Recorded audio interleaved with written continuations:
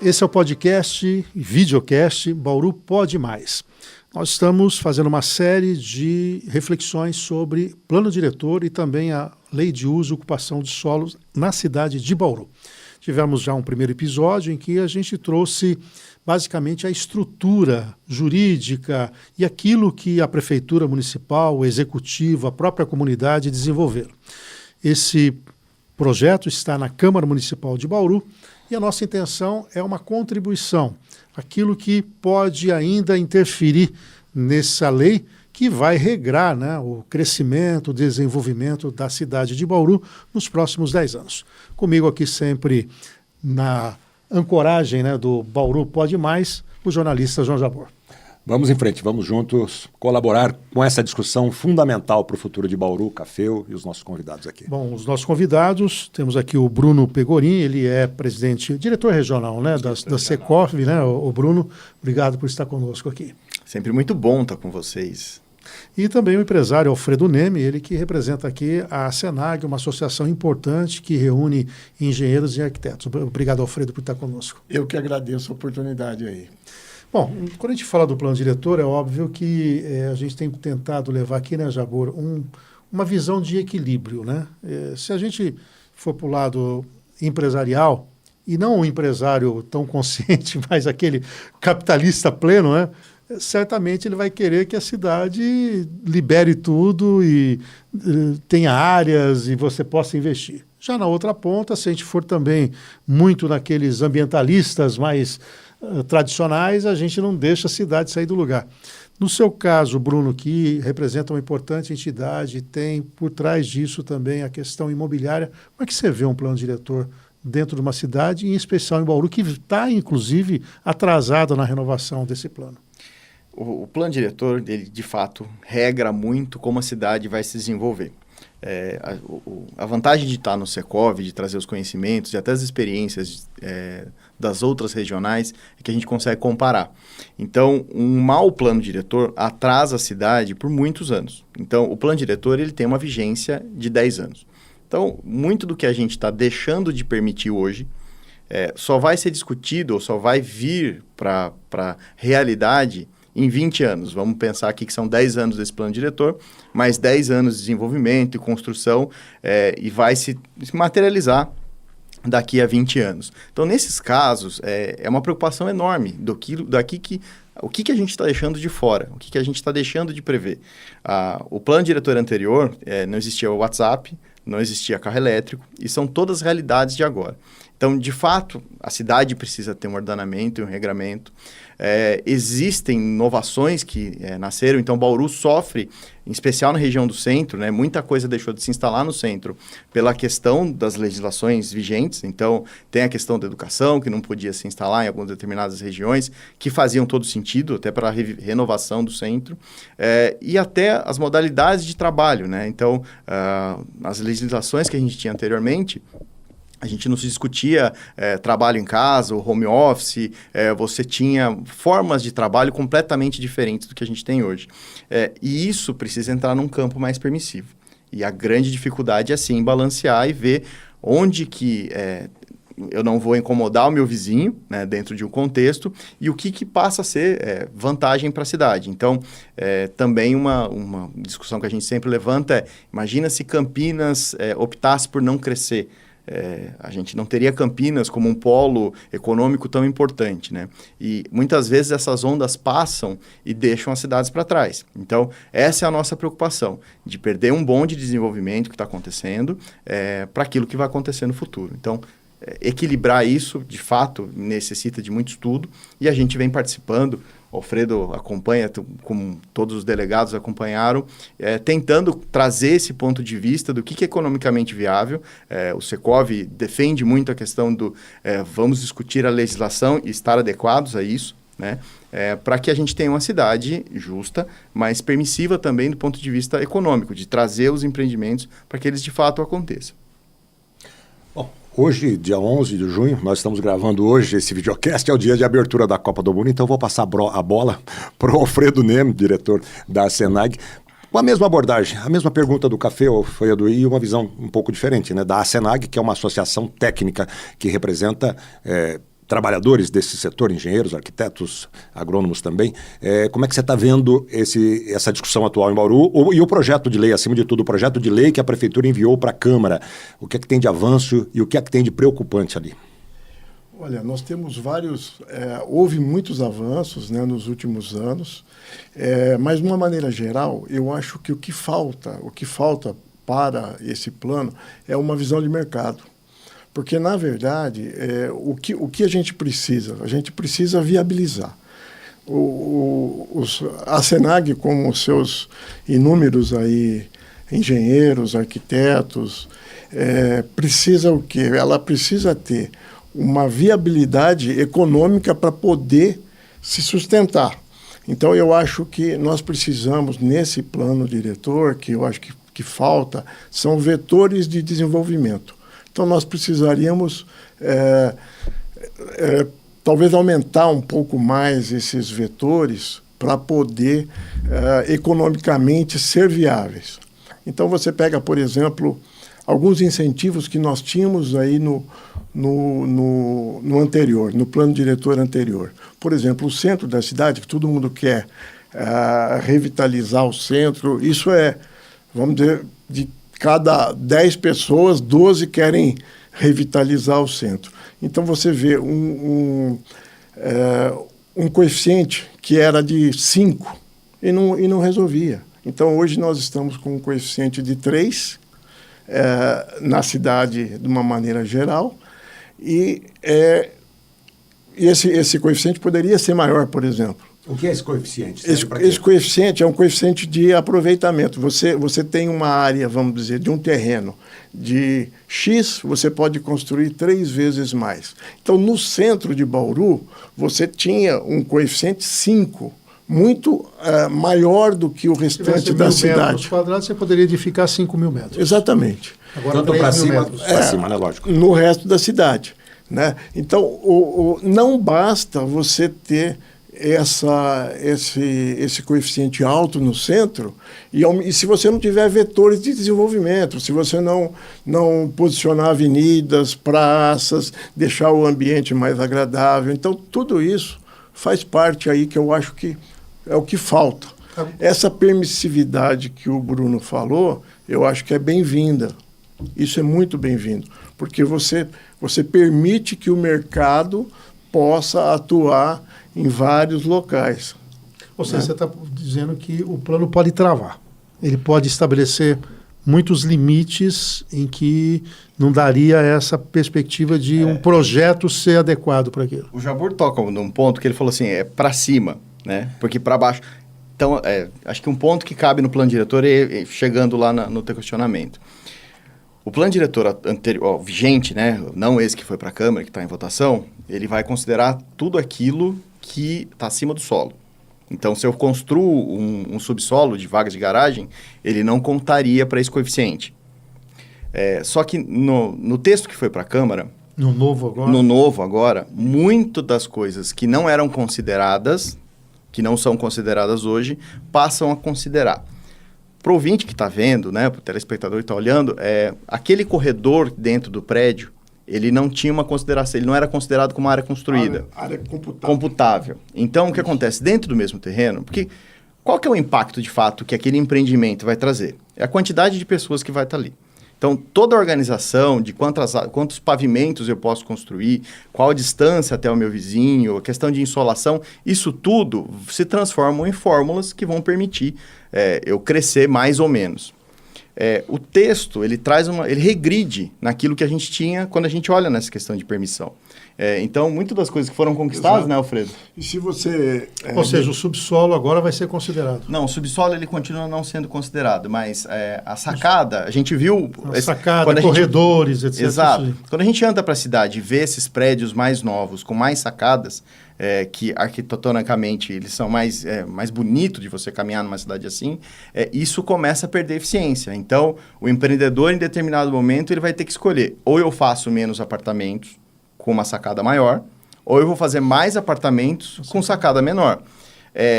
E aí, quem vai pagar a conta disso no final do dia é o cidadão, que vai ter ou um apartamento menor, porque aquilo tudo, no cômputo dele, né, eu tenho lá, eu não vou conseguir produzir a mesma quantidade de unidades, ou isso vai ficar mais caro. Então, isso que a gente está discutindo é o que era permitido como uma vantagem de construção se perdeu no texto, e é uma sugestão que a gente faz junto aqui para que seja readmitido a posição que a gente tem. Para que a gente tenha um terreno eficiente, que ele receba o maior número de unidades possível, né, dentro de um contexto econômico nosso aqui, de Bauru. Então, todos esses pontos, eles precisam, a gente pede que seja reconsiderado para não inviabilizar. Mas como é que vocês, como empreendedores nessa área, veem a outorga onerosa, né? Nós temos um viés na cidade de um forte densamento na Zona Sul. Sim. Os metros quadrados mais caros estão lá, você tem muita preferência, a mobilidade urbana leva para a Zona Sul, né? É muito comum isso, e a cidade quer se equilibrar, né? Ela quer, tudo bem, Zona Sul, ótimo, mas tem a Zona Norte, tem o centro da cidade, tem a Zona Leste. E aí você faz a outorga onerosa exatamente para tentar dizer, quer fazer aqui, vai ser mais caro. Como é que vocês veem isso? Continua tendo mercado mesmo tendo outorga onerosa, ou efetivamente a outorga onerosa vai conseguir dar esse equilíbrio? Pode os dois responder. Eu acho que quando você fala em outorga onerosa ou mesmo contrapartidas, o que eu acho que a população tinha que enxergar, e os vereadores agora precisariam enxergar isso como um imposto. Tá? Isso na verdade, é um imposto. Aquele cidadão que vai adquirir aquele imóvel, se ele quiser naquele local, ele vai pagar mais por isso. Então, essa mentalidade que a outorga vai ajudar, isso é muito... O sujeito que quiser morar lá vai pagar o preço, é isso? Ele vai pagar o preço, ele vai pagar o imposto por isso. Então, até que ponto isso é interessante para a cidade? É isso que nós temos que ver. Nós temos que ver a viabilidade. Porque, né, se você pega, por exemplo, a outorga ou mesmo a contrapartida, vou fazer uma análise aqui, eu não sou contra a indústria, eu sou bem a favor de indústria. Mas se uma indústria vem para Bauru, por exemplo, ela vem para Bauru, ela vai empregar aí 25, 30 pessoas, a prefeitura pode até doar o terreno para ela, e ela talvez até tenha alguma isenção de ISS ou algum outro tipo de imposto. Uma construtora, ela vai fazer o empreendimento, ela vai gerar renda, ela vai movimentar o comércio, vai gerar emprego, ela vai gerar ISS, ela vai gerar IPTU. O IPTU, por exemplo, ele aumenta de 20 a 25 vezes mais. Então você tem um terreno, depois você edifica, você vai gerar um IPTU de 25 vezes mais do que você gerava. Isso é eterno. Então, a gente precisa pôr tudo na balança e as pessoas não põem. Então, quer dizer, você está comparando com uma indústria que você tem um certo incentivo, você gera empregos, mas a indústria da construção, quando ele faz um empreendimento, mesmo com prazo de validade, o impacto econômico é muito maior. Muito maior. Por exemplo, o ITBI... E não tem incentivo.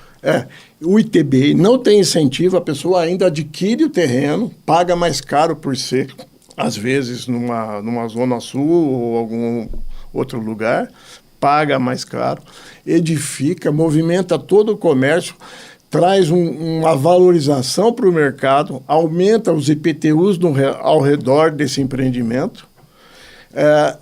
Além do IPTU, nós temos o ITBI, por exemplo, que em Bauru é 2,25%.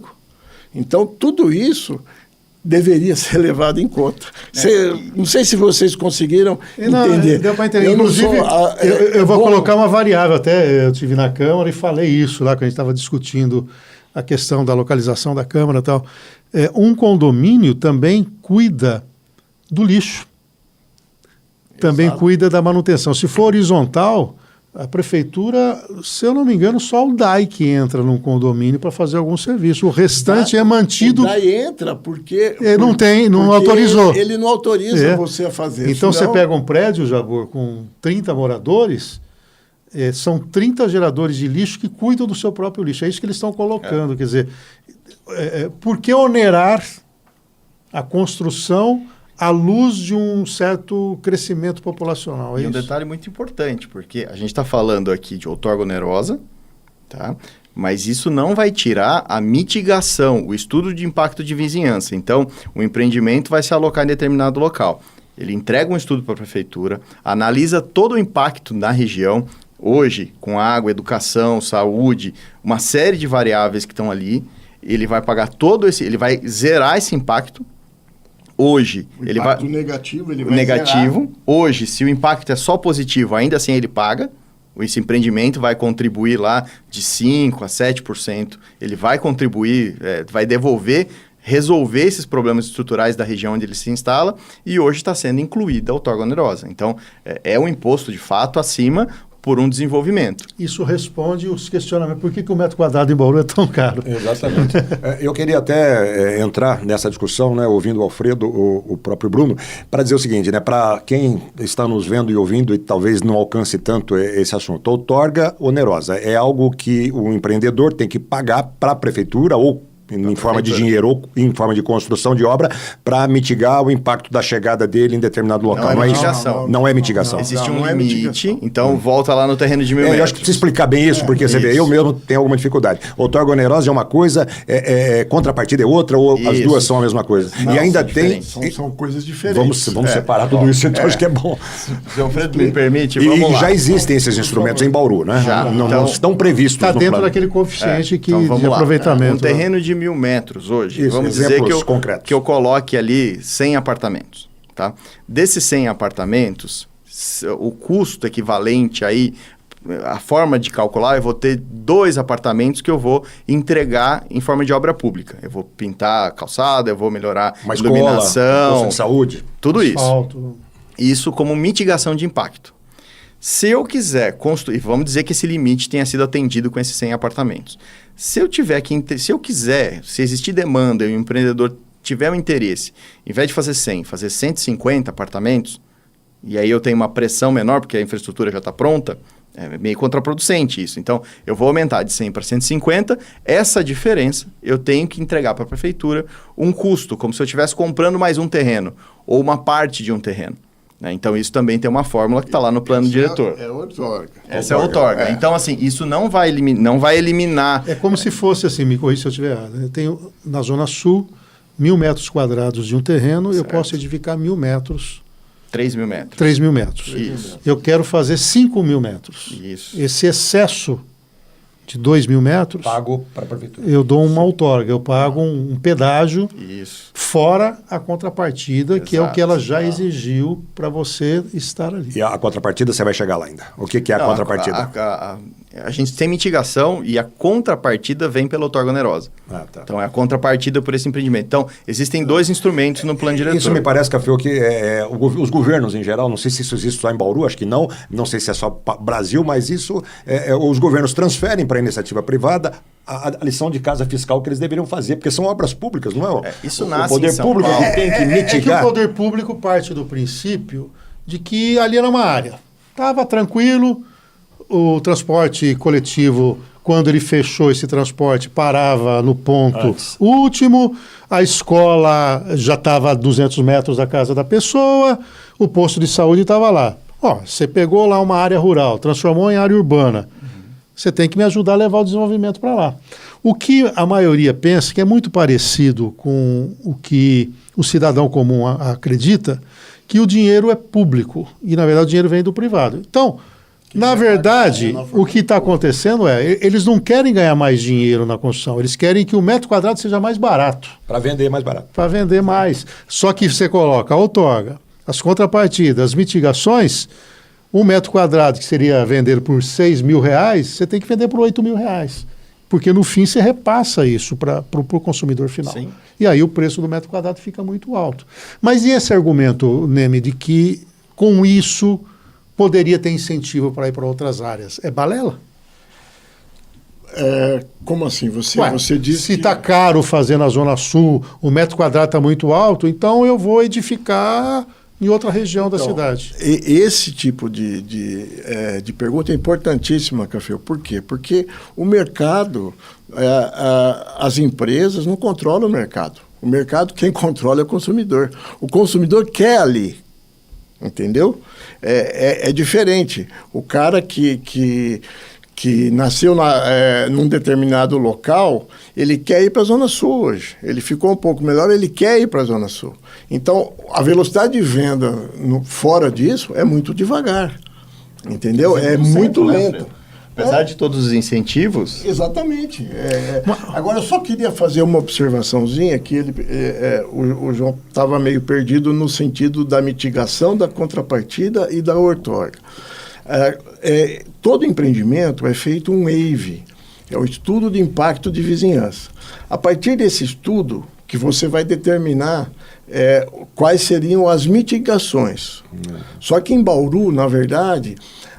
nós temos um probleminha, quer dizer, a maioria não são, o pessoal chama de mitigação, mas não é contrapartida, porque são fórmulas, você não consegue repassar isso. O DAI, por exemplo, que ele hoje ocupa, isso é importante também, né Bruno, ficar claro, porque o DAI hoje ele pega metade de todas as contrapartidas, pouco mais da metade ainda. Então, educação é uma fórmula, não é uma mitigação. A saúde é uma fórmula. Mas também. Isso não está mudando agora no novo plano? É um ponto bacana que o Alfredo colocou, que assim, uma evolução do que a gente tem hoje para o plano diretor é que se limitou. No texto, existe um limitante daquilo que vai ser praticado enquanto... 3 a 5% do empreendimento, né? Mais ou menos isso, que acaba ficando dentro do que foi praticado, apesar das leis, né? Isso não estava regrado, mas foi praticado aqui em Bauru nas aprovações. E ele estabelece esse limite, que vai ser um teto que pode ser exigido pela prefeitura. Isso é importante, né? E o que falta no texto, que é uma crítica que a gente leva para a Câmara, no texto ele não fica claro que as autarquias, como o DAI, estão inclusas nesse limite. Então, uma preocupação nossa tudo bem, eu tenho um limite novo, um limite que está estabelecido de 3%, por exemplo, só que se ele não compreender o DAI, esse limite de 3 já virou 6, virou 5. Então, o texto precisa trazer que as autarquias vão estar dentro desse limite. Tá, mas eu queria voltar ao ponto, se me permite, com o Leme, porque quando você fala que o mercado determina, eu concordo com você. Mas também, se a cidade cria condições para melhoria da qualidade de vida no entorno de alguns bairros, essa questão imobiliária também migra para lá. Vamos pegar o caso do centro de Bauru. Se é um centro revitalizado, a gente sempre discute aqui que o idoso gostaria de morar no centro pelas facilidades. Né? Na Associação Comercial fizemos uma pesquisa uma vez com a Unesp, todo mundo falava de sensação de segurança. E quando a gente fez a pergunta, você foi assaltado alguma vez? Falou, não. Mas por que você tem sensação de segurança? À noite é um breu aqui. Né? Todo mundo fecha as lojas e as vitrines não estão mais abertas, a Praça Rui Barbosa está abandonada, as igrejas estão fechadas, então eu tenho uma sensação de insegurança. Você não acredita que o poder público se antecipando, acertando essas áreas, aí ela poderia ter esse apelo? É essa a questão. Posso acrescentar só uma pimentinha Vai lá, aí? claro. Um exemplo concreto, a Nações Norte. Em tese, ela foi feita com esse condão, né? De levar o desenvolvimento também lá para o lado de cima, lá para Bauru, Marília, aquela região. Mas o que a gente vê é que, eu acho que o que o Alfredo vai talvez responder, as pessoas não querem ir para lá, querem ir para a Zona Sul, não sei. Por conta da... Mas a Nações... Isso que o Café comentou, eu acho que é plenamente viável se o poder público criar vetores de desenvolvimento, como a Nações Norte, por exemplo, mas não basta você ter avenida, não basta isso. Você precisa ter outras coisas, né? Então, você precisa ter uma praça bem iluminada, você precisa ter moradias para que isso não fique abandonado à noite. Então, tem uma série de coisas que precisariam ser para levar o povo para esses locais. Porque senão o cara não vai. Não adianta. Existe um conceito que a gente estuda lá, é que a cidade se espraia, a exemplo da Nações Norte, por loteamento. Eu topo ir mais distante para morar num terreno, para morar numa casa térrea. Tá? O que eu quero dizer é que não é um prédio. Então, existe esse movimento de espraiamento. E a gente vê acontecendo nessas regiões. Em específico da Nações Norte, existem projetos que estão há décadas, literalmente, em aprovação. Então, são outros problemas que a gente carrega. Quer dizer, entre ir para Piratininga, como vários estão indo, seria para Nações Norte. Nações Norte. E esses projetos estão em aprovação e têm tido sucesso aquilo que até por velocidade de venda, eles têm acontecido. Mas existe esse movimento de absorção do produto, tempo de aprovação, o prazo de aprovação é um custo a ser considerado. Então, assim, eu preciso ter um momento de mercado, porque eu vou usar o teu exemplo de Piratininga. Se eu for para Piratininga, eu aprovo em 2 anos. Isso custou, esses 2 anos custou o tempo que eu comprei o terreno e tudo mais. Se eu venho para Nações Norte, custou 10 anos, o terreno pesou mais caro. Então, ele tem que vir ao mercado de maneira trazer o resultado desse investimento. Então, naturalmente, quando eu vou para mais longe, existe essa vontade do bauruense, do interiorano, de morar em casa. Quando a gente volta para o centro, são outras conveniências que têm que estar expostas. Então, uma inovação interessante do plano diretor, que não só para o centro, mas para boa parte da cidade, é a questão do uso comum, que eu tenho área comercial e área residencial mais próxima. Porque o que a gente estuda em São Paulo? São os movimentos pendulares ali do sujeito, trabalho, casa, aquilo é muito prejudicial. Então, eu tento trazer para mais próximo o comércio e a residência. Existe essa depreciação. Então, assim, a questão noturna do centro é muito importante para eu trazer morador. Pegando o exemplo de São Paulo, eu estive recentemente lá, na região ali perto da Ibirapuera, Vila Moema e tudo mais. Cada prédio de alto padrão, eles estão exigindo um de padrão menor. Isso seria uma solução? Eu tenho muito medo quando a gente, por lei, põe o dedo na balança. Porque a hora que eu tiro o dedo da balança, ela varia muito. Ela balança demais. Então, São Paulo entrou com HIS, HMP, uma sopa de letrinhas para beneficiar e potencializar essas unidades de baixo padrão, vamos dizer assim. Tinha um apartamento que eu fui ver lá, ele valia 40 milhões de reais, ao lado de um outro que tinha 5, 6 ou 8 por andar ali, que o preço era muito menor. Vai estar na casa dos 300 mil, mais ou menos. Mais ou menos, né? O cara está aqui com 30 milhões em cima de mim. Qual que é o problema que acontece hoje em São Paulo? Existem até uma questão de legislação, até investigações públicas acontecendo aqui. A pessoa que vai morar lá, esse produto foi pensado para alguém que tinha um salário limitado a 3, 4 salários, enfim. Quando esse produto ficar pronto, todo o contexto regional é para um custo do apartamento de 40 milhões. O mercado vai estar esperando esse cliente descer do apartamento dele e comprar. Então, toda a região ela fica muito cara. E tiveram vantagens para isso ser construída. Né? Quer dizer, onde esse cara vai conviver? Em que mercado ele vai? E assim, as pessoas que vão estar disponíveis... Porque a gente pegou um apartamento, essas unidades vão ter em torno de 20, 25 metros. Né? E tem um mercado muito grande. Vinha aí a locação por plataforma de curta temporada. Né? Então, isso gerou um problemão para se gerir, para se olhar para isso. Né? Então, hoje é um problema ter essas unidades em estoque. Ainda nesse contexto, antes de a gente mudar de tema, existe agora, nesse novo plano, já a perspectiva de você trazer para a área urbana algumas áreas rurais. Antigamente, pelo que eu entendo, eram por demanda. Né? Eu quero avançar ali na região do Alphaville, do Tamboré, ou indo à frente, eu solicito à prefeitura, que vai caminhar para a Câmara, tem uma aprovação, e a partir daquele momento, aquilo que era zona rural vira zona urbana. Já no plano, já está expandindo isso. A colocação do Executivo é de que isso já prepara a cidade para um futuro. Vocês entendem que é um bom caminho? Porque aí, nesse caso, os ambientalistas, aqueles ligados mais à questão ecológica, falam, poxa, daqui a pouco vai acabar com o Rio Bauru, vai acabar com o Rio Batalha, né? Deixa eu botar mais uma pimenta, então, aproveitando também pela segunda vez a sua pergunta. Estamos juntos nessa. São 55 milhões de metros quadrados, né, previstos de expansão da zona urbana em direção à Zona Sul, lá, talvez perto lá da APP, da Área de Proteção Permanente do Batalha, então esse é um ponto sensível. E há um discurso daqueles poucos que se dispõem a discutir plano diretor, lei de uso e ocupação, de que isso só atende à especulação imobiliária. Exatamente. Nós estamos aqui diante de dois que não são especuladores, mas não são representantes do setor. Então, uma boa oportunidade até para talvez desmistificar isso ou confirmar, não sei. Sim, não, eu acho importante, fantástica a pergunta de vocês, porque até desmistifica muita coisa.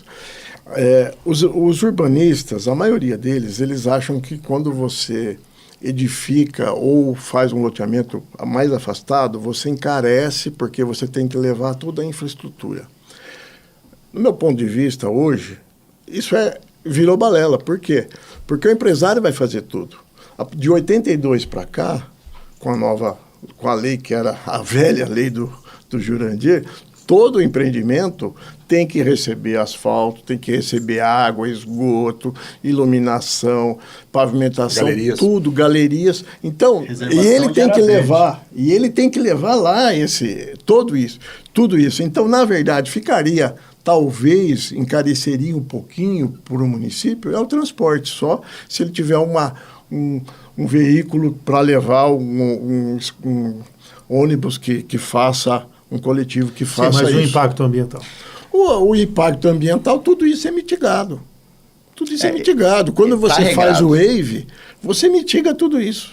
E a própria regramento, né, Alfredo? Quando a gente vai para o loteamento, ele tem um percentual, eu tenho uma gleba de 100 números qualquer, tá? Eu tenho um percentual desse que obrigatoriamente vai se criar uma reserva de área verde, ele é obrigado a reservar uma área verde que precisa ser, que vai ficar ali reservada, não, eu não posso nunca mais mexer naquilo ali. Se você tiver uma nascente, ela tem que ser preservada, tudo que você tiver, qualquer corpo d'água que você tiver. Chamadas APPs. Sim. Isso. Então tem a APA, a área de proteção ambiental, e a APP, que é a área de proteção permanente, que essa é mais rígida, né? É até bom, acho que deixar claro essas áreas. E justamente nós estamos falando desse setor que para onde avançaria a zona urbana, que tem bastante a APAS e principalmente a APP por causa do Rio Batalha. Isso, então ele vai ficar distante. Isso não vai deixar de ser respeitado, viu, João? As pessoas acham que você vai invadir APPs e... Vai assorear o Rio Batalha? Não vai. Você tem tecnologia, você tem a construção de galerias para resolver, para retardar o efeito das águas, porque hoje está com pasto. Né? Eu não posso, via de regra, destruir uma floresta que está madura para colocar um empreendimento. A lei do Cerrado. Quando isso... Não, de maneira geral, não só a lei do Cerrado. A lei do Cerrado impacta áreas já loteadas aqui em Bauru, que aí entra em outro campo de direito. Mas quando a gente vai para o empreendimento, eu vou para um empreendimento novo que está entrando no perímetro urbano, na Zona Sul. Então eu vou acessar uma área, aquilo que é um maciço maduro, de cerrado, eu realmente não vou poder suprimir aquela vegetação que tá madura. Por lei, né? Por lei por você lei. já não pode fazer isso. E quando eu estou falando maciço, é uma região, uma microfloresta ali, tá? Se eu tenho árvores esparsas e eu vou ter que suprimir isso aqui para a execução desse empreendimento, às vezes, em alguns momentos, eu tenho que trocar uma árvore em pé, independente do estágio dela, tá? Por 20 árvores. E vou ter que cuidar delas ao longo do tempo. Né? 20, 50. Você vai ter que plantar em outros lugares. O licenciamento ambiental de um loteamento é extremamente específico e assim, toma o cuidado muito grande, porque esse empreendedor, ele entrega o empreendimento, mas ele fica responsável por muito mais.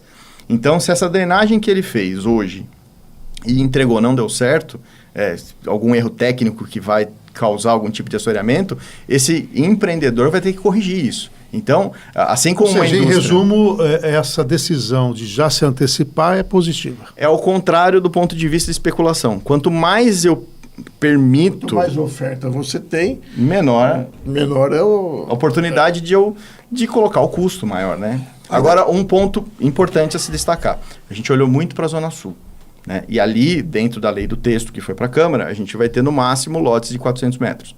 Então, eu tenho um lote maior e algumas outras regras olhando para essa questão de APA, mas são lotes maiores. Se eu for olhar para uma população que tem acesso a empreendimentos econômicos e tem um vetor natural de crescimento para a Zona Norte, essas regiões foram esquecidas. A gente espera que a Câmara reconsidere a expansão na Zona Norte, porque é uma região, tradicionalmente, né, a gente vai impedir um vetor de crescimento para empreendimentos que vão atender a população. Eles não têm um regramento para essa região? Não, a Zona Norte, em grande modo, não expandiu. Zero expansão. Em algumas determinadas regiões... Da zona urbana. Então, assim, eu não tenho novas áreas para receber novos empreendimentos. Entendi. Tá? Lá não foi contemplado. Lá não foi contemplado. Foi contemplado muito a Zona Sul. Isso é grave, né? Porque você... Aí seria por demanda. Eu acho que tem que ter a vontade... O proprietário entra em contato com a prefeitura. Aí leva para a Câmara, aquele trâmite lá que você... Por que vai ter aquela discussão? E houve manifestações desses proprietários. Olha, eu tenho interesse em trazer minha área para o perímetro urbano para com o objetivo de desenvolver. Assim, é muito pouco provável, ou eu não posso dizer que é impossível alguém trazer para o perímetro urbano sem qualquer interesse, de continuar lá utilizando como pasto ou como plantação. Não faz muito sentido, né? A pessoa quer trazer para o perímetro urbano para, de fato, desenvolver esses empreendimentos. E é extremamente importante. A gente está falando de 70% das unidades vendidas em Bauru são para o público econômico, Minha Casa Minha Vida, né? E eles ficaram de fora nesse contexto. Na esteira ainda dessa discussão, desses pontos, o arquiteto José Chades, que é um desses poucos, né, que se dispõe a discutir, ele é do ramo, ele é urbanista também, ele fala muito num instrumento chamado transferência do direito de construir, se não me engano, e me parece que até tem esse item no atual projeto do plano diretor. Queria que vocês estariam dissessem, suprimindo e estaria no estatuto da cidade. Estariam suprimindo, eu não sei como é que está isso. Eu queria que antes você explicasse o que é essa transferência do direito de construir, para que serve e se é bom, na opinião de vocês, se não é. Em algumas cidades onde a gente tem lá a utilização do direito de construir já no limite, quando eu olho para São Paulo, algumas regiões do Rio de Janeiro, eu pego lá o estádio, que eu não tenho quase construção, eu tenho lá o campo de futebol que não foi construído nada em cima, né? Então ali eu tenho 100% da capacidade disponível, né?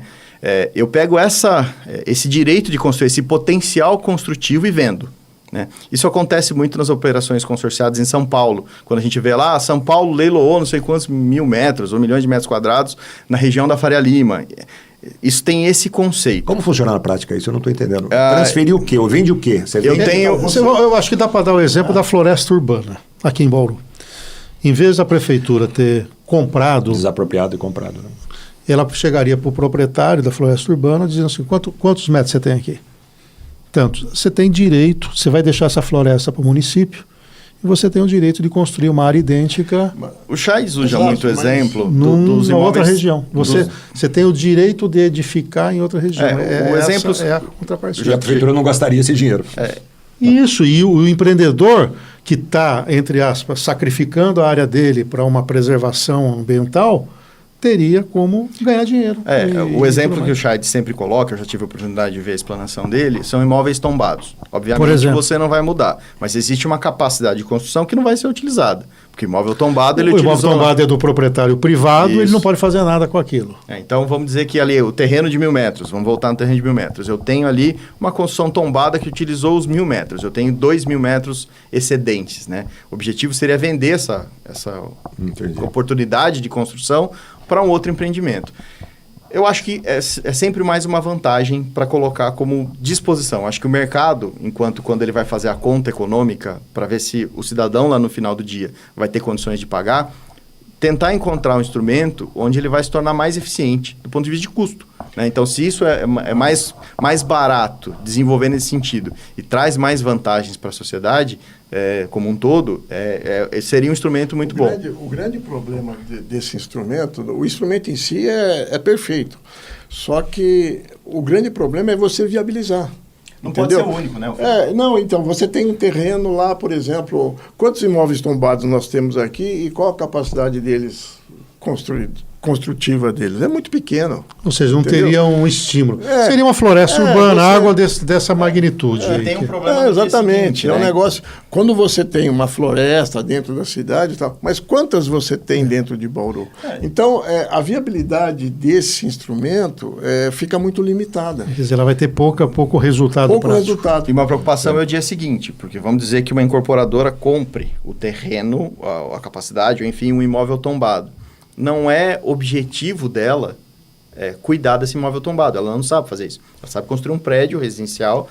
Então, aí o ônus fica para a prefeitura. O dia seguinte é complexo da operação do instrumento, mas deveria ser considerado como mais uma oportunidade. Mudando um pouquinho o eixo da conversa, a questão do uso e ocupação de solo e a questão dos corredores comerciais, né? Hoje nesse novo plano está mais permissivo, né? Houve até um questionamento de bairros poderem abrigar de maneira mista, né? Zonas mistas. Zonas mistas.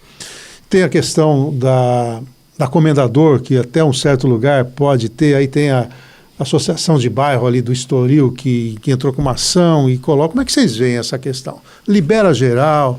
geral. O texto não libera então, geral. Não, eu sei, eu estou exagerando na colocação. No caso específico. Eu quero a opinião de vocês. Qual seria o ideal? E, obviamente, que a gente vai falar o que é a lei. O equilíbrio entre o sossego de eu morar na minha casa quietinho, não ter nada em volta, e a possibilidade, por outro lado, de ter uma pequena uma indústria pequena, um comércio que seja indústria, mas que Eu não precisar me deslocar para alguns serviços. Vou ter minha vida perturbada. Se me permite, eu só vou colocar as restrições antes, falando específico da Comendador e de algumas outras regiões. Ele tem um limitador exclusivo, tá? Que são 2 pavimentos no máximo. Tá? Então, não é em todo o Estoril, é só na Comendador e em alguns outros pontos. Tá? E você tem outros limitantes, inclusive de ruído, o que eu posso fazer ou não. Então, dentro do ambiente ali residencial, um advogado vai poder trabalhar de casa. Ele vai poder ter um alvará ali de dentro de casa. Ele vai poder ter uma personalidade jurídica por ali. Que hoje já é permitido pela lei de porque não é barulhento, não é nada. Né? Então, assim, a lei estabelece, são regras mais rígidas. Se a gente olhar, é um absurdo, né? Se você olhar de um lado da Comendador eu tenho, qual que é o impacto do outro lado da Comendador ter também, né? O que muda estranho, ali né? 20 metros entre um e outro? Sentido. Então, é muito mais restritivo essas regiões e se limitam à avenida. Né? E, de fato, isso você cria um ambiente mais favorável. Não pode acontecer o que aconteceu com o centro. Eu vou afastando o uso. Vamos lembrar que o uso comum, o comércio e o serviço perto de casa, gera pessoas andando, gera vida. Se eu afasto esses dois, eu começo a criar ambientes sombrios. E aí é o problema que a gente tem no centro. Então, existem diversas restrições, né? Para que isso aconteça ao longo do tempo, para ser aplicado, com o objetivo de ser mitigados o distúrbio. Né? Então, muitas coisas têm que ser respeitadas, até pela via do empreendimento que aconteceu, eles limitam isso ao longo do tempo, mas a gente está num ambiente novo. É a mesma coisa que eu tentar limitar o carro elétrico, porque já é realidade. Desculpa, Alfredo. Não, eu ia só comentar, esse caso da Comendador é um caso específico em Bauru, porque na matrícula do empreendimento, do Estoril, ele proíbe o comércio. Só que, veja só, o que seria, vou dar um exemplo aqui de São Paulo, o que seria da República do Líbano, da Faria Lima, dessas avenidas de São Paulo, se elas até hoje fossem residenciais? O que seria? Só que então, essas restrições se dizem respeito fora da Comendador. Então, mas exatamente. Então, na Comendador, especificamente na Comendador... Seria um corredor de comércio normal. corredor de comércio. E a lei de zoneamento, o plano diretor, estão acima do registro em cartório. Então, na avenida, é isso que é a proposição. Na avenida tem que ser mantido o corredor de comércio. Não tem sentido você ter uma avenida daquela com residências lá. Tanto é que se você andar hoje pela avenida, você vai ver que são muito pouquíssimas residências. Então, eu acho que tem que ter uma certa coerência, apesar de todo o pessoal do Estoril lá, uma parte, né, que não quer. Agora, pergunta para os proprietários da avenida se eles querem morar lá e se eles querem alugar para uma residência. Ninguém vai querer. Então, a gente tem que ter um bom senso aí, o plano diretor tem que ter um bom senso de, na avenida, assim, para dentro dos bairros, de um lado ou de outro, você mantém as residências como estava no projeto. Mas a avenida em si, o plano diretor tem autonomia para isso. E é a questão de respeitar incômodo, né? Qual que é o problema de eu ter ali uma atividade que vai gerar muito pouco trânsito, muito pouco incômodo, a presença de 1 ou 2 profissionais, né? Muitas vezes você tem hoje, vamos pegar um exemplo da questão de tecnologia. Eu tenho um profissional que ele trabalha com tecnologia, ele tem uma boa remuneração e ele é um PJ. Ele não pode colocar o endereço fiscal dele no Estoril, por exemplo, né? Então, isso precisa evoluir também. Que é estritamente residencial. É estritamente residencial. Então, isso precisa, de fato, evoluir. Né? Mas sobre ter essas zonas mistas nos bairros e no crescimento da cidade, ok? Isso, tranquilo? O plano diretor, ele coloca, ele criou corredores, né? Como se fosse, chama zona de centralidade linear. Então, por exemplo, a Comendador, ela pega da Praça Portugal e vai até o Melo Moraes. Então, faz muito sentido, porque aquilo é um corredor de trânsito. Naturalmente, a gente... É notícia a questão do trânsito ali de manhã. Seria como a Rodrigues Alves. Exato. Então, eu acho que lá, na Comendador, ela deixou de ser uma ligação bairro a bairro. Hoje ela une Piratininga, Bauru e Agudos. Sim. Se você Por isso tem um pensar. estrangulamento de trânsito, inclusive. Ela é uma ligação, não é mais bairro a bairro, ela é uma ligação cidade a cidade. Ela liga, se você pegar ali, é uma reta só, Bauru, Piratininga. E você traz, o comércio de conveniência faz muito sentido nesse movimento. Né? Então, assim, é só a gente pode observar. Você tem farmácias, você tem restaurantes ali que... Qual que é o impacto de fato? O impacto ele fica limitado ali, né? E quando a gente olha para Moema, aquela região, são e que dá um senso cosmopolita também, né? Eu tive num restaurante recentemente almoçando lá e eu fiquei olhando e falei, puxa, parece cidade grande isso aqui, né? Daquela sensação que você está em São Paulo, um trânsito fluindo na frente, né? E você ali apreciando, né? Eu acho que é um pouco esse olhar. E os bairros mais valorizados de São Paulo têm essa característica, né? Ibirapuera, essas regiões são isso. São os vetores de desenvolvimento que a gente sempre acha que nossa cidade tem que ter, né? Um outro aspecto que tem sido bastante discutido, que incomoda muita gente, é sobre os prédios abandonados, construções abandonadas. Nós temos dois exemplos icônicos, né, que sempre são citados. Aquele prédio do Maxud, ali no Antônio Alves, e o prédio de garagem, mais no centro da cidade, na Rua Bandeirantes. Como é que vocês veem isso? Há como, através do, não acho que não do plano diretor, mas da lei de uso e ocupação do solo, regrar e talvez até, no caso, punir quem não leva adiante esse tipo de obra, porque a prefeitura, são obras privadas, a prefeitura não pode, além do IPTU progressivo, né? Que já existe, né? O IPTU progressivo existe. Eu não sei se isso está previsto na LUOS atual, na proposta. Existe na existente, né, Alfredo? Existiu, já existe no plano diretor existente, já existia esse instrumento, o vigente, e o que desceu. E permanece. O IPTU progressivo. Mas então, por que não se resolve o problema? Eu acho que, olha, veja só, eu acho que são dois exemplos que você deu aí. Vamos pensar lá no edifício garagem, tá? Olha só, ele está tentando viabilizar. Eu mesmo já levei várias propostas tentando viabilizar um outro empreendimento lá. O proprietário está tentando. Agora, eu acho que o município precisa ajudar. Ajudar de que maneira? Só não impedir, vamos dizer, a mudança de classificação, esse tipo de coisa. Então, eu até tentamos levar para lá, uma certa época, um hotel, o cara examinou, fez toda a pesquisa dele, ele falou, não, eu preciso ir mais para cima, eu preciso ir na Zona Sul.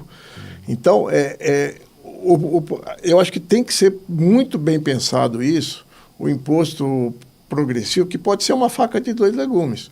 De repente, você coloca um imposto tão alto que o cara não consegue nem vender, nem fazer mais nada. Um dos argumentos que a área jurídica trouxe no primeiro podcast é que alguns casos estão judicializados, e aí você não teria a possibilidade de ter o IPTU.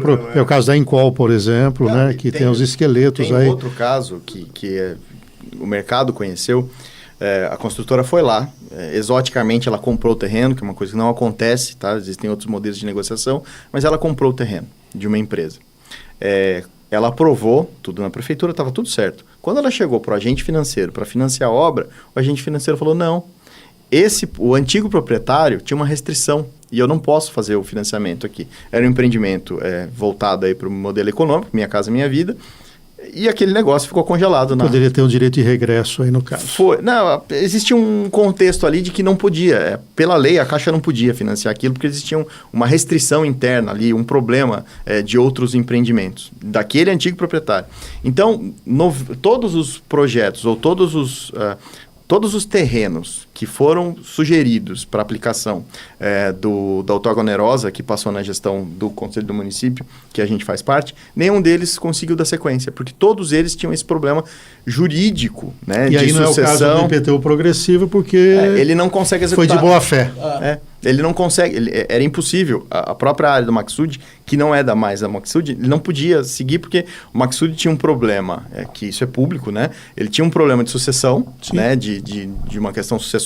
Herança, etc. De herança. E colocou ali vigilantes também para cuidar. Né? Murou. Não configura então, assim, abandono, né? E hoje está na mão de um fundo, né? E o fundo adquiriu, mas até o momento que o fundo adquiriu, né, até o dia anterior, era impossível seguir. Porque hoje, o fundo agora busca uma opção, até foi ofertado para o próprio município, para eventualmente a prefeitura ir ali, daria para fazer o hospital ali, e a própria Câmara Municipal poderia para aquele mesmo local. Você edificaria ali, mas não logrou êxito, não é prioridade, não queremos E é um investir, terreno muito caro. No fim, aquela estrutura, a localização, até a maneira que chegou até o fundo, é muito caro. Então, conseguir viabilizar também é uma arte, porque... É uma arte, exatamente. Eu acho que esse modelo de você tentar seguir o mercado, às vezes, é muito complicado, porque você no Brasil depende de muita parte legal.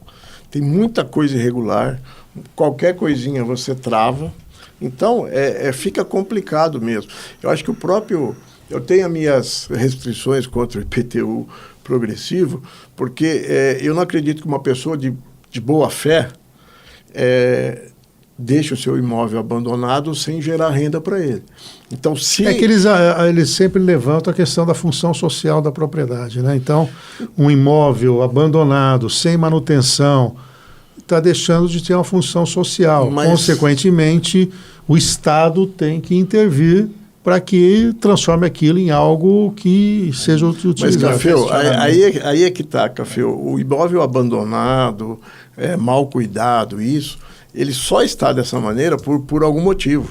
Então, a maioria deles é problema de herança, documentação, uma série de coisas. É que quando tem uma ação, como nós colocamos, aí não tem como aplicação. Né? Não tem. E ao fim do curso do IPTU progressivo, esse imóvel ele é trocado e vem para a propriedade pública do município. A minha preocupação é... O que eles vão fazer com isso? Exatamente. Qual a eficiência do poder público em gerir esse imóvel? Numa outra vertente do ponto de vista do futuro da cidade, nós sempre colocamos que Bauru precisa se vocacionar, né? E acho que se a gente conversar com 10 pessoas que entendem pouco, vão dizer, olha, dada a localização, dado o histórico da cidade, de ser o maior entroncamento ferroviário, agora hidroviário, aeroviário, a logística seria natural. Então, com o crescimento do e-commerce, dessa entrega, vocês acreditam nisso? Ou a cidade passou esse tempo? Né? Porque a gente fala assim, Jaú, a cidade do calçado feminino, né? Você vai aqui para Lençóis, agora com a Bracel lá, você sabe para onde está indo, né? Você vai para Birigui, calçado infantil.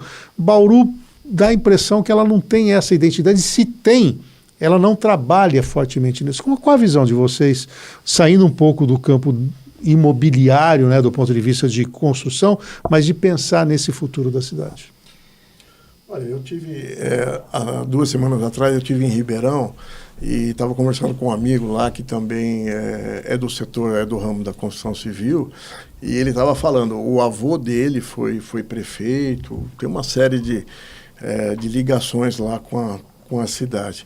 E ele estava comentando que Ribeirão não é uma cidade industrial. Eles não quiseram, nos planos diretores, vocacionar isso para o sentido industrial. Eles quiseram fazer uma cidade de prestação de serviços.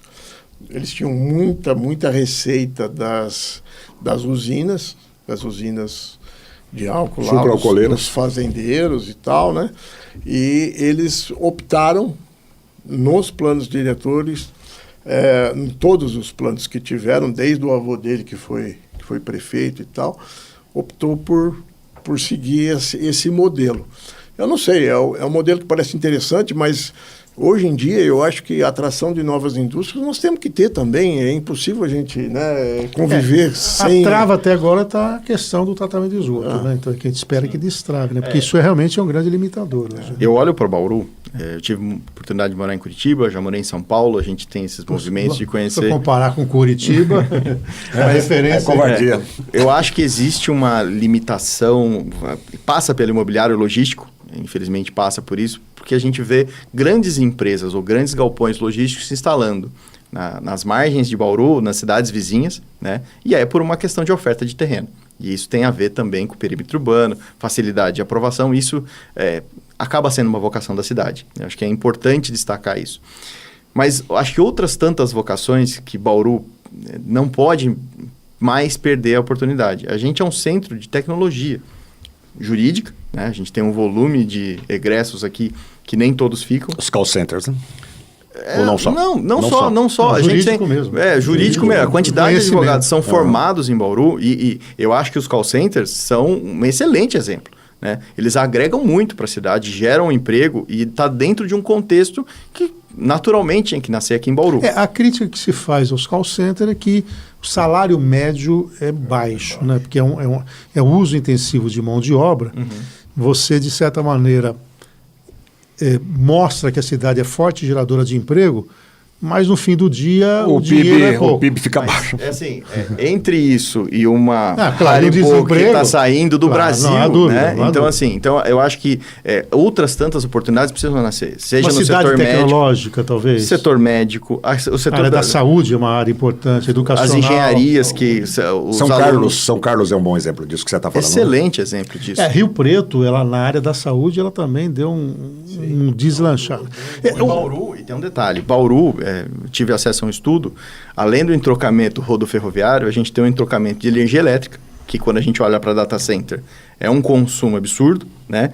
E infelizmente está chegando em Campinas o data center, não está vindo, ainda não chega em Bauru, eu espero que venha, porque apesar de ser uma quantidade de pessoas empregadas ali menor, mas são pessoas muito bem remuneradas e isso gera impostos para a cidade, né? A visão que eu tenho, eu sempre uso um exemplo do futebol, já que nós estamos na Copa do Mundo, né?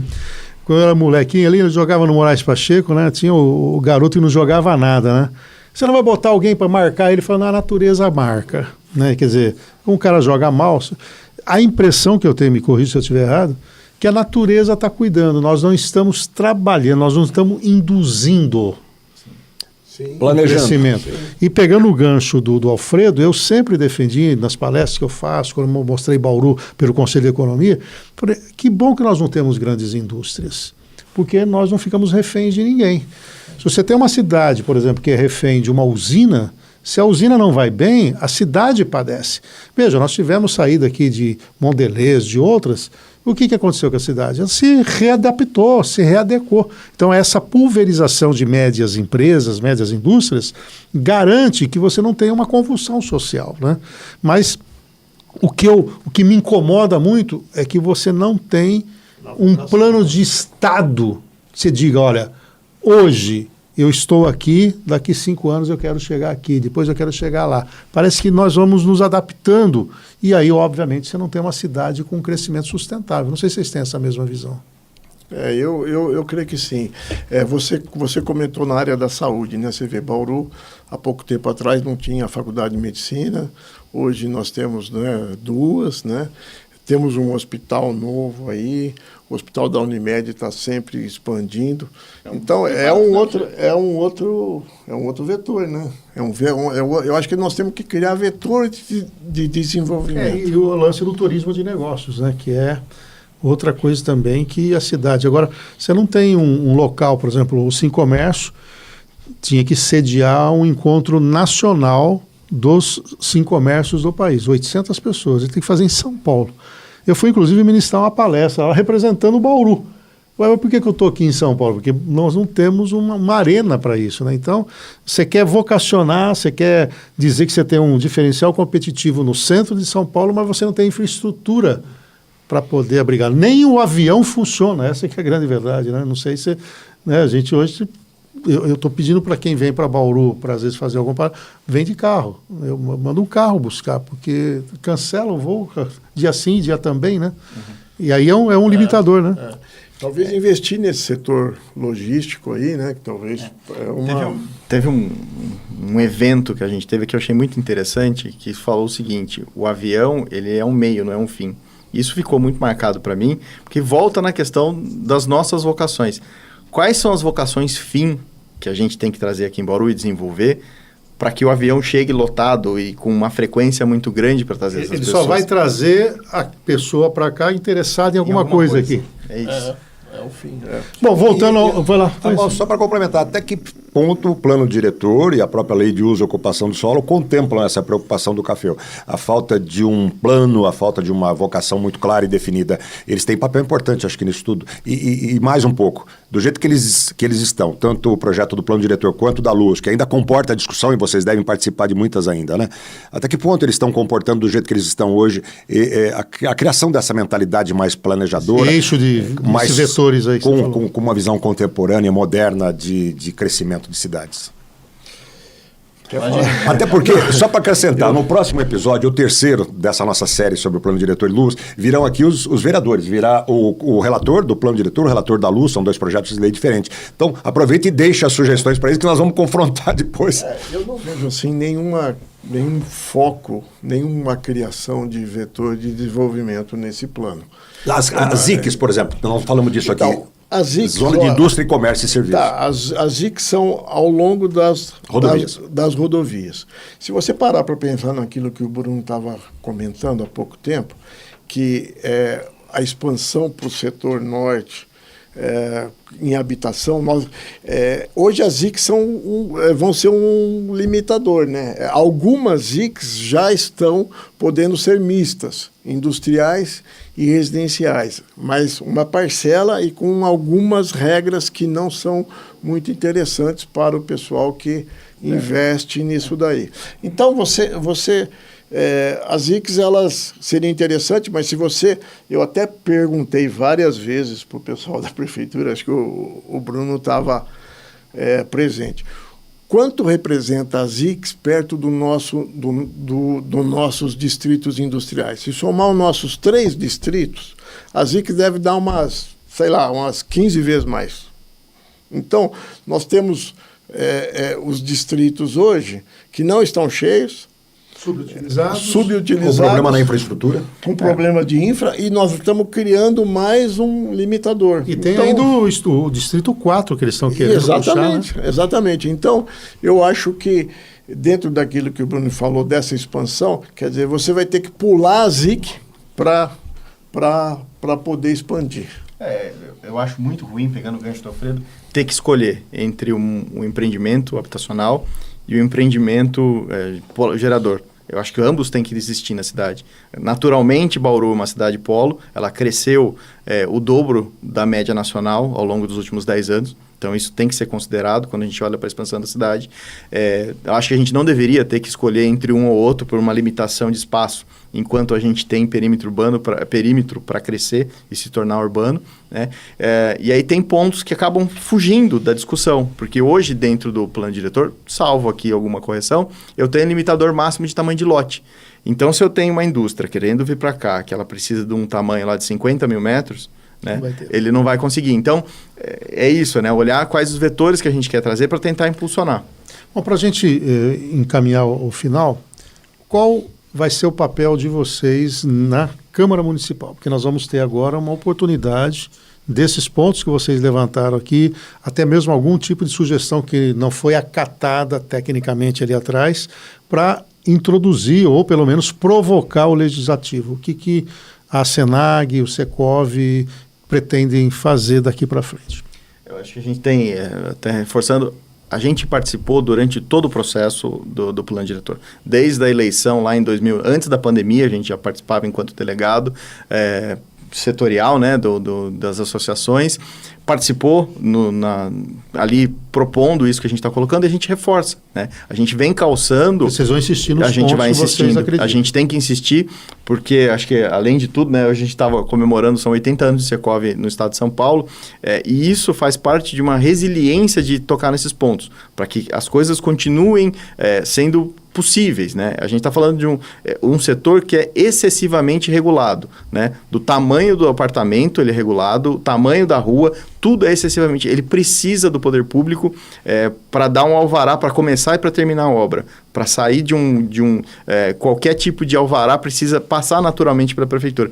Então, é um setor que naturalmente precisa ser ouvido, e a gente tem feito esse trabalho, né, Alfredo?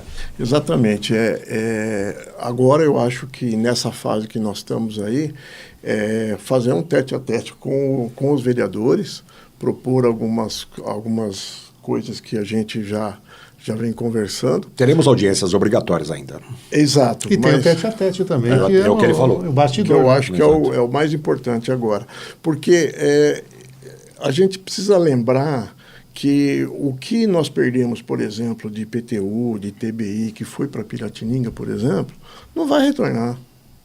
Entendeu? Não vai retornar. Não adianta você ficar com a cidade travada. Nós vamos ficar cada vez mais aí com a cidade travada e esse IPTU foi embora. Essas pessoas hoje moram em Piratininga, trabalham aqui, mas pagam todos os seus impostos lá. Então, não é benefício para nós isso daí. Nós precisamos destravar. Muito bem, esse foi o segundo episódio aqui de Bauru Pode Mais. Recebemos o Bruno Pegorin, que é diretor regional do Secov, e também o Alfredo Neme, representando a Senag. Missão cumprida no segundo episódio, não é isso, meu caro João Jabor? Missão cumprida e, olha, uma belíssima discussão, ficou muito claro, e nós vamos exibir esse podcast e trechos dele, inclusive, nos nossos programas, né? Café Cidade 360, o Jornal da 96 e também no Jornal da Cidade, no JCNet, porque essa discussão foi riquíssima hoje aqui. E na íntegra você acompanha no YouTube e, naturalmente, você poderá rever em todos os momentos. Temos ainda mais 2 episódios, o próximo... com os vereadores, essencialmente a Câmara, para dizer o que é que eles vão fazer, como é que eles vão encaminhar tudo isso. E o quarto e último episódio, nós pretendemos ter aqui a prefeita Suelen Rosim e o promotor do urbanismo, Henrique Varonês.